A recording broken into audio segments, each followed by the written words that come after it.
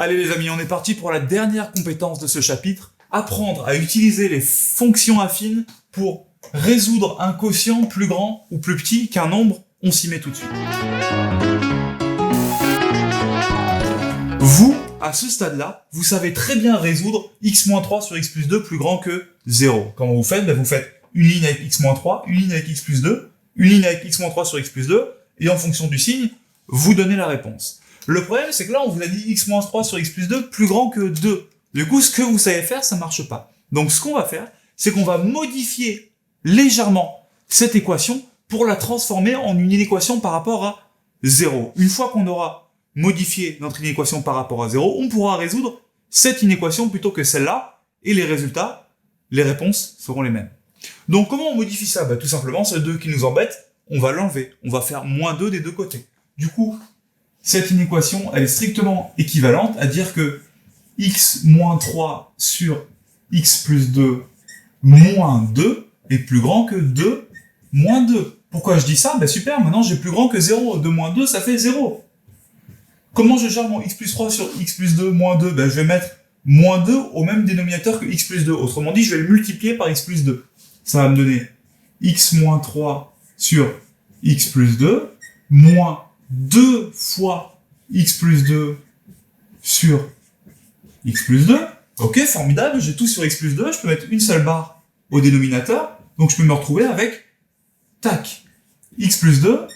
En haut, j'aurai x moins 3 moins 2 x plus 2, plus grand que 0, et j'ai juste à simplifier. Mon moins 2 x plus 2, il va me donner moins 2x moins 4. Et x moins 2x, ça me fait moins x, moins 3, moins 4, ça me fait moins 7. Donc en haut, j'ai en fait moins x, moins 7, hop,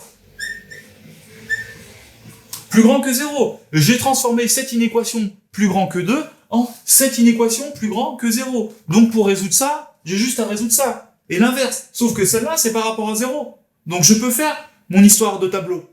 Je le fais tout de suite. Moins x moins 7. Comment est-ce qu'on va étudier le signe de moins x moins 7? Pour étudier le signe de moins x moins 7, c'est une fonction affine. On a déjà fait ça dans une précédente vidéo, je ne vais pas le refaire en détail. Moins x moins 7, ça s'annule quand x vaut moins 7. Donc je vais mettre moins 7 ici. Moins x moins 7 vaut 0. Moins x moins 7, vu que le signe devant x est négatif, c'est une fonction décroissante. Si elle est décroissante avant de valeur 0, elle est positive, et après valeur 0, elle est négative. Plus, moins. Je recommence avec x plus 2. Mon x plus 2, c'est une fonction affine qui s'annule quand x est égal à moins 2. Donc en moins 2, elle vaut 0. Elle est croissante, donc elle est négative, puis positive. J'ai fait les deux petits bouts, je peux maintenant faire le quotient. Donc moins x moins 7 sur x plus 2. Quand le haut s'annule, le quotient vaut 0. Et quand le bas, donc le dénominateur s'annule, attention, ça nous donne une valeur interdite. Moins 2, ça va annuler x plus 2, donc je vais avoir quelque chose divisé par 0, je n'en veux pas.